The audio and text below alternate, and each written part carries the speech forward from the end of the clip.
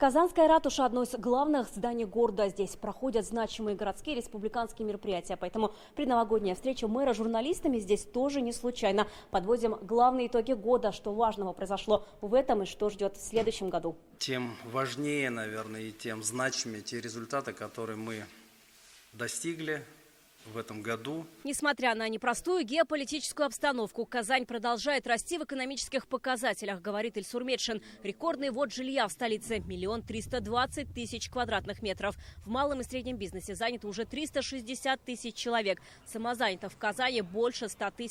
Развивается туризм. Столицу в этом году посетили почти 4 миллиона туристов. Они потратили у нас почти 20 миллиардов рублей. Построены сразу 4 новые школы на 6 000 мест. 20 000 первоклассников в этом году.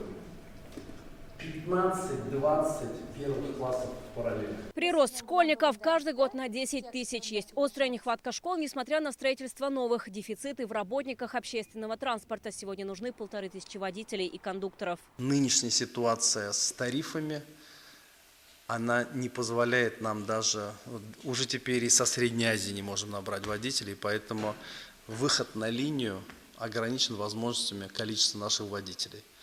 И нам нужно что-то решать. Этот вопрос, который назрел в стране. Сейчас в Казани из 14 перевозчиков осталось 6. И все они частники. По словам мэра, нужно приобретать комфортные автобусы и улучшить культуру обслуживания. Необходимо наладить и работу такси. По статистике, одно такси заменяет 8 личных машин в городе. Это может помочь разгрузить трафик. Как когда-то Афины были первыми Олимпийскими играми, первой столицей, также и мы в играх будущего войдем в историю киберспорта. Казань в 2024 году ждут масштабные мировые события. На игры будущего уже заявились 100 стран. Больше 30 государств отправят свои делегации на саммит БРИКС. Так в столице может появиться университет креативных индустрий БРИКС. Чтобы это был университет БРИКСа, чтобы приехали главы государств, и мы приземлили навечно желание собирать студентов со всех стран БРИКС в Институт креативных идей, креативной индустрии.